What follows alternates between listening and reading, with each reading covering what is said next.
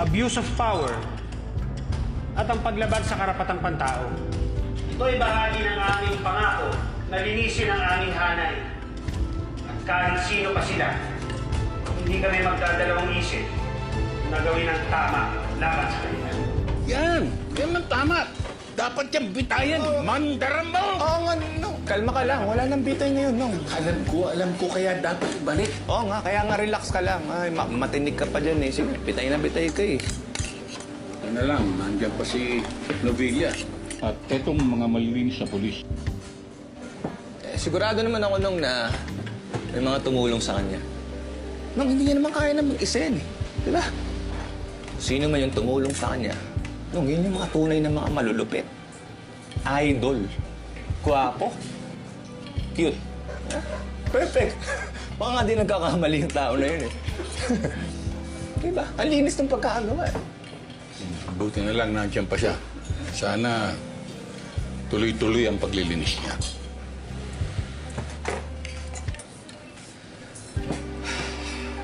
Kumain ka na, Nong. Tama yan. Routine yan.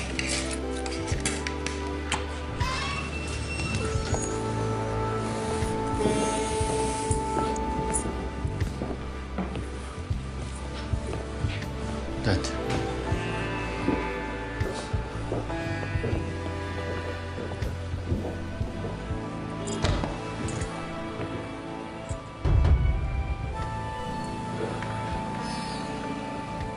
Gusto kayo dito, Dan.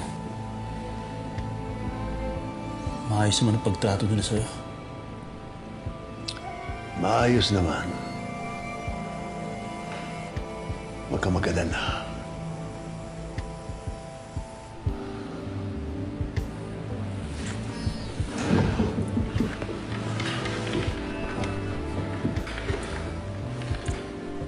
Brenda, gagawin ko ang lahat para makalabas ka dito.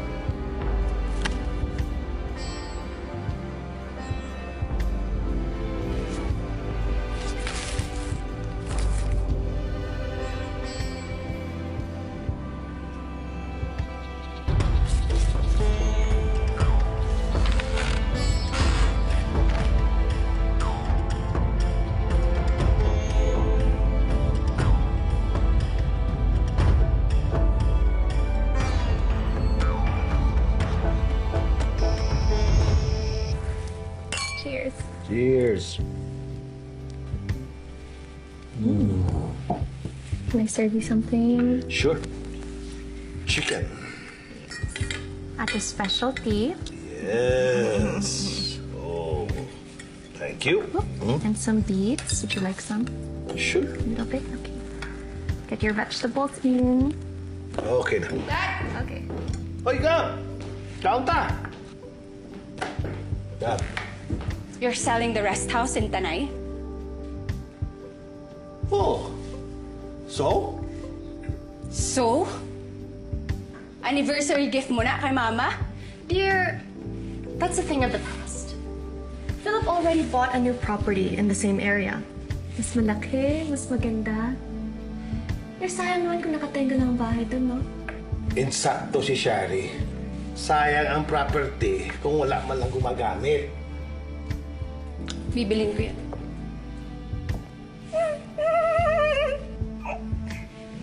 Huh?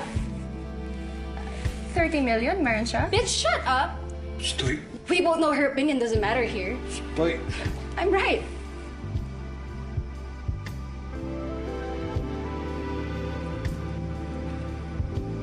Kung ako sa imo, umuwi ka dito. nakipagsundo ka sa akon, tapos base pa lang magbagong isip ko about selling the house. Abi mo, amo na ako gusto mo on? Bibilhin ko yun. Tanawan ta. Wow. Abe, gutom na ka. Rude. What's up, that daughter of yours? Boga kaunta. Okay, kain tayo. Kaon.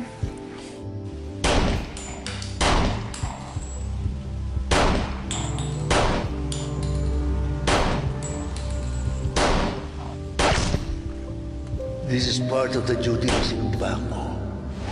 Matanda na ako, anak. Pero ikaw, marami ka pang magagawa. Tapusin mong misyon na hindi mo nagawa. Do whatever it takes.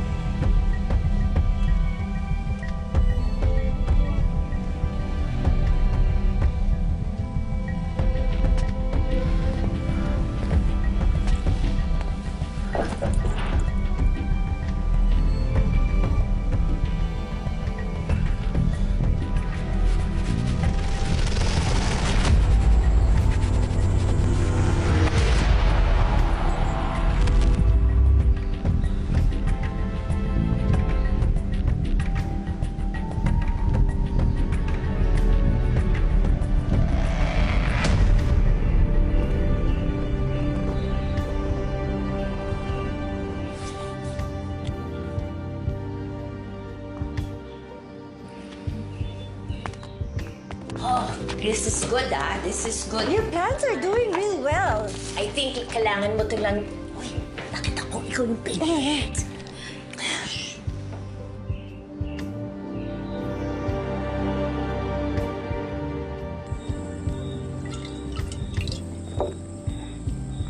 Ang daming gumugulo sa isip ko ngayon, sir. Ang bawat atraso may kabayaran. At wala akong ibang gustong gawin ngayon kundi makaharap ang grupo ng Elcano. JB, naiintindihan ko yung nararamdaman mo. But, Sir, kakailanganin ko rin ng napakalaking pera para mapalaya airpods ko.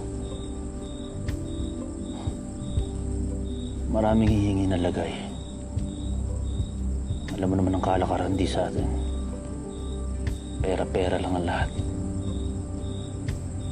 Kakailanganin ko ng maraming kontrata, sir. At lahat ng kikitain ko, ilalaan ko para may tubos ang airpods ko.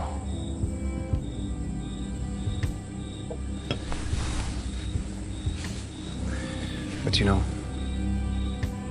you also have to be patient. JB, maniwala ka sa akin, hindi ganun kasimple.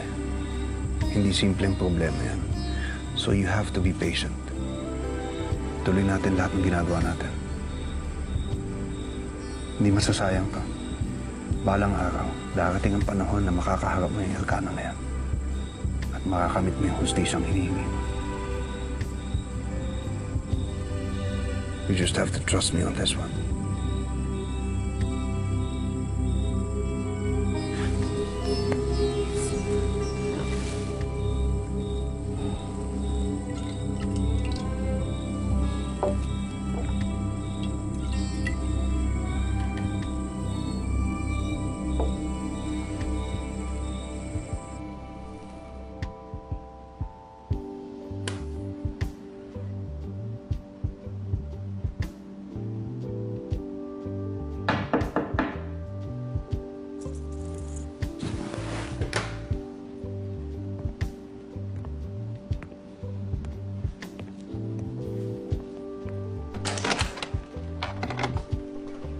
Andres, Tol,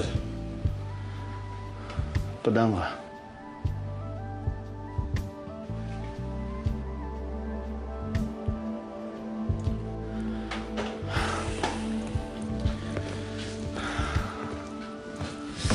JB, Ayos lang.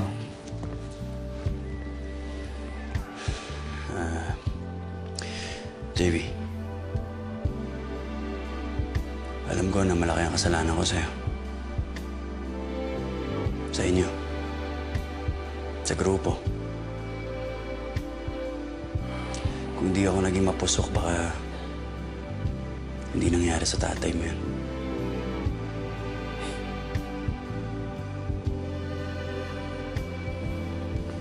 Andres,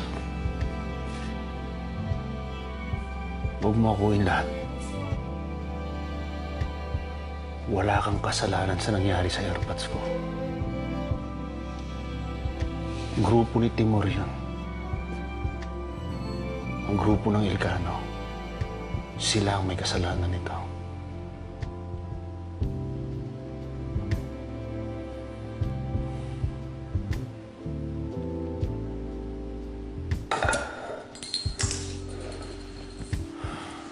Brad, Thank you. may nakuha kay Isabel.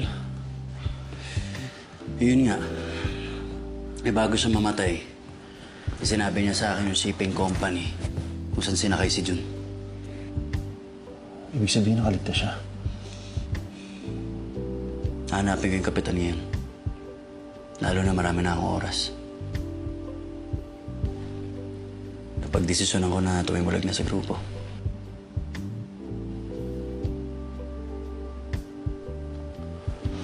Eh, ikaw, ang plano mo?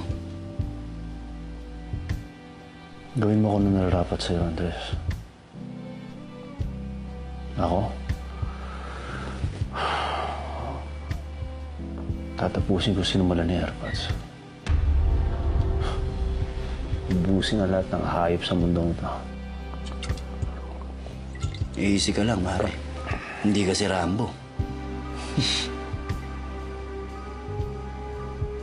Pero alam mo, Andres, alam ko, darating din ang panahon. Makakaharap ko ang lahat na may atraso sa akin at AirPods ko.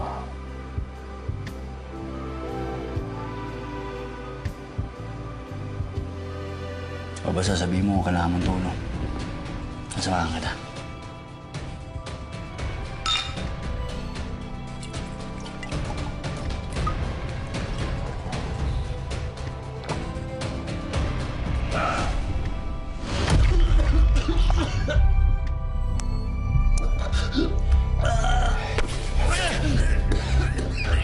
Yung pera lang ang kailangan namin.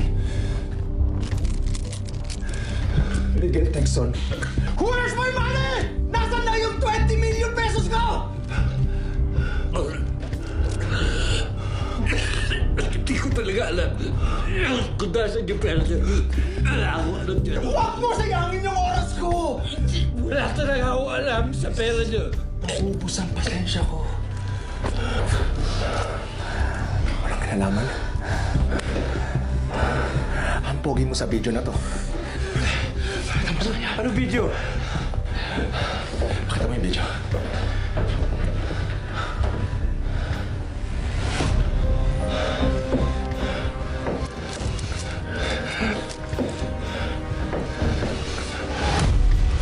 Nagkakatiwala sa'yo ni Boss, ah.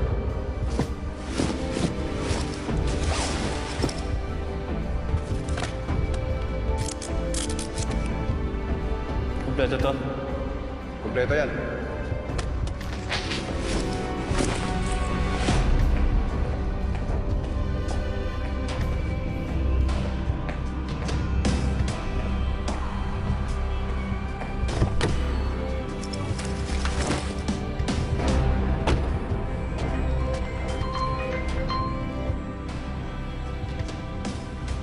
Hi, babe.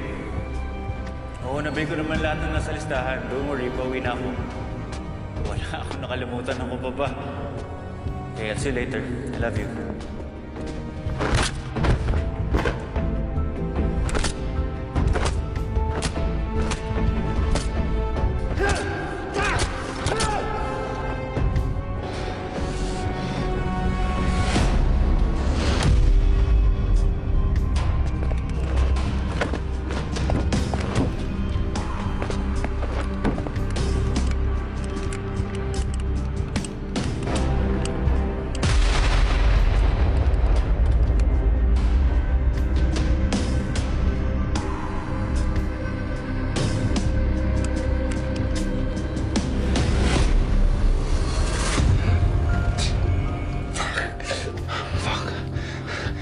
fuck talaga? Ano? Siguro naman naalala mo na. Ikaw yung nasa video, di ba? Parang awa niyo na, mga tol. Wala talaga akong kinalaman. Wala akong alam sa pera niyo. Wala akong alam sa pera niyo. Tangina, ginagago mo ba kami?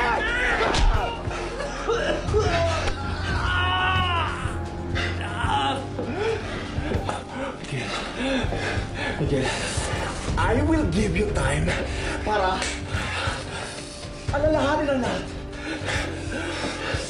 Pero may limit ang PC ko.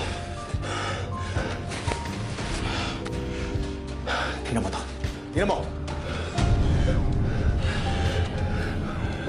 Wag. Miguel, I want to get my money. Kung hindi, sa picture mo na lang sila makikita. Naiintindihan mo? Naiintindihan mo? Naiintindihan mo, ha?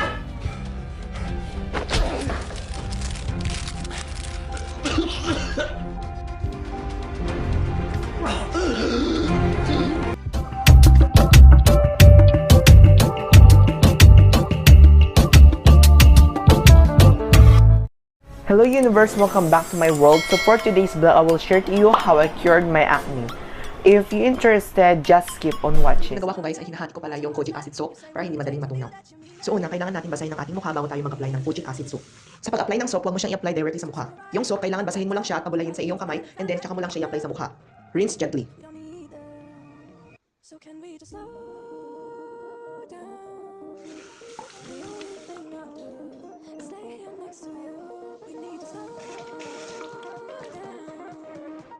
Ating bato to protect your skin from UV rays.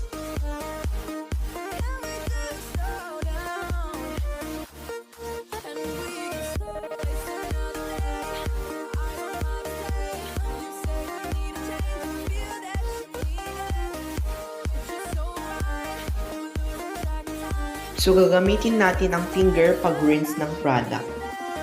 Gently rinse.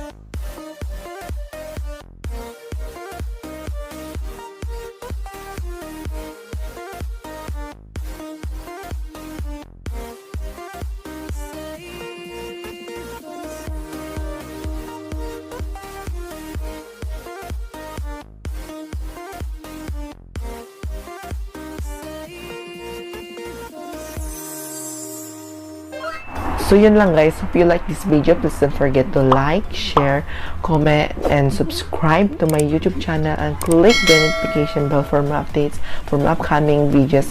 Bye guys!